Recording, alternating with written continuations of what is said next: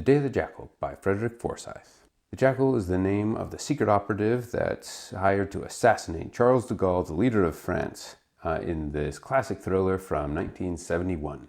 The story jumps between the perspective of the Jackal, the people who hired him, the people who are trying to track him down, and it all leads to the exciting final day when the Jackal is ready to make his kill. I read the first chapter of this book and I hated it. It was moving from place to place and person to person, and there was just so much going on, and there just wasn't any sort of cohesive scene or structure to the story that I could find any interest in. And I was horrified at the thought of reading a whole book in this jumpy style.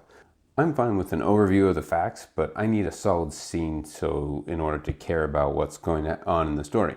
And that's exactly what I got in Chapter 2, because in Chapter 2 you have the OAS members who have a meeting with the Jackal, and they're hiring him to perform this assassination. And that's where the book got interesting to me.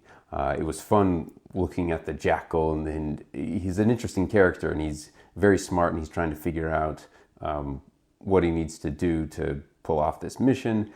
Really, it was that conversation that unleashed the built-in energy of the situation and really made the story start moving for me. I noticed as I kept reading the book that it had these two modes. One was like the first chapter, where it was basically the literary equivalent of watching newsreel footage. The second mode was where he zooms in on a scene, and that's a lot more conventional writing, and it was easier to follow along with on those. But the author uses both of these modes going back and forth to give you the wide lens of what's going on and then the zoomed in lens.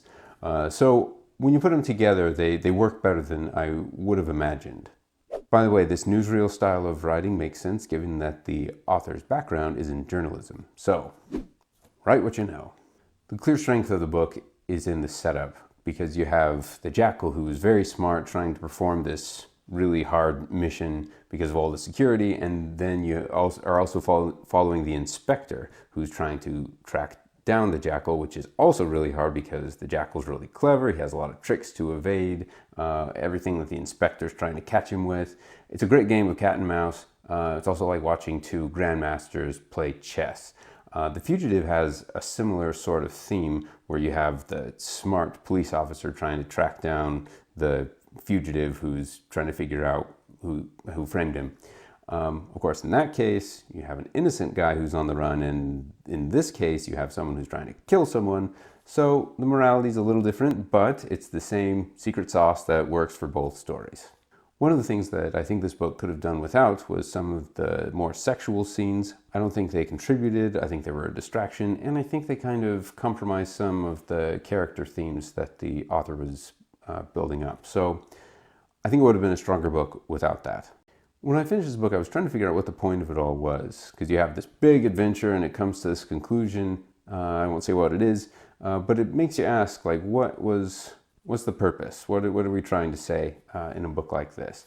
And I've concluded there probably isn't so much of a point. So I may be looking beyond the mark for what the point of the book was, because the point of the book was to tell an exciting story. And on that level, mission accomplished. I'm going to give this book 3.5 stars.